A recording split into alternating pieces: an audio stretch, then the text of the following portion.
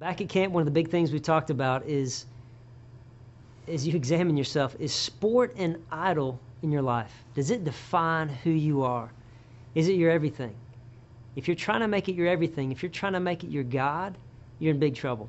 You know, if sport's an idol in your life, it means you're going to be looking to your sport to be your source of joy, happiness, hope, identity, significance, all those things. You're looking to sport to define who you are.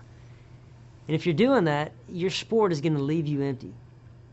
That's not the way it's supposed to be. God is supposed to be our everything. He's supposed to be the one that we worship alone, not our sport. And so if our sport has trumped God in our life, we're in trouble. If sport's an idol, then an adjustment is vital. We talked about those two lunch trays that represent our lives. And so the first lunch tray being an athlete who happens to be a Christian. So the defining thing about this person is they're an athlete. They're in a sport. And they worship their sport, basically. And so you look at that lunch tray, and there's these different compartments of sport and God and relationships and career and college or whatever.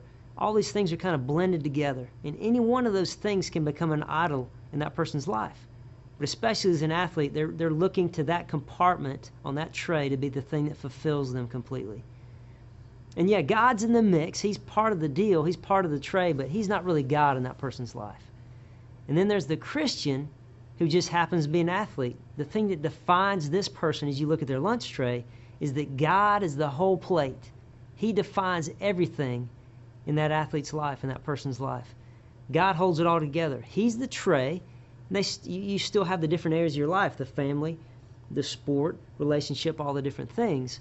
But God is in control. He's defining you and defining your existence. He's your identity. He's your hope. He's your source instead of your sport.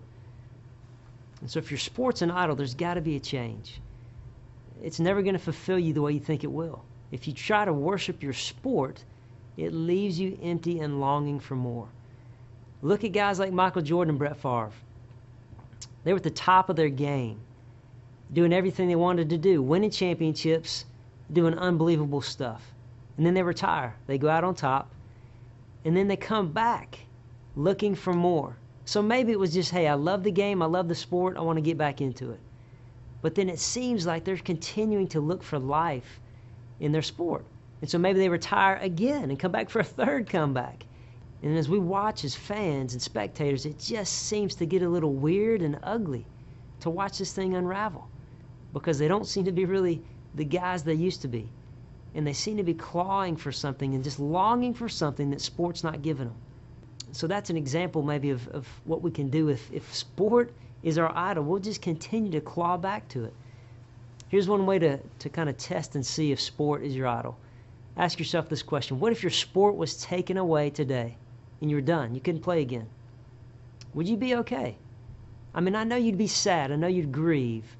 But could you move on? Could you deal with it and move forward? Would you be able to have an identity and a purpose and a hope in life? Or would you be stuck looking back, trying to get back to your sport to find your life and your hope and your identity?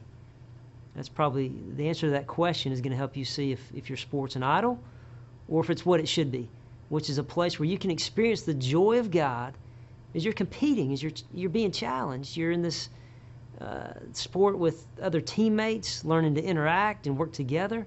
It's a great thing. Sport's great. But it can't be your everything. It can't be your God. That's never what it was meant.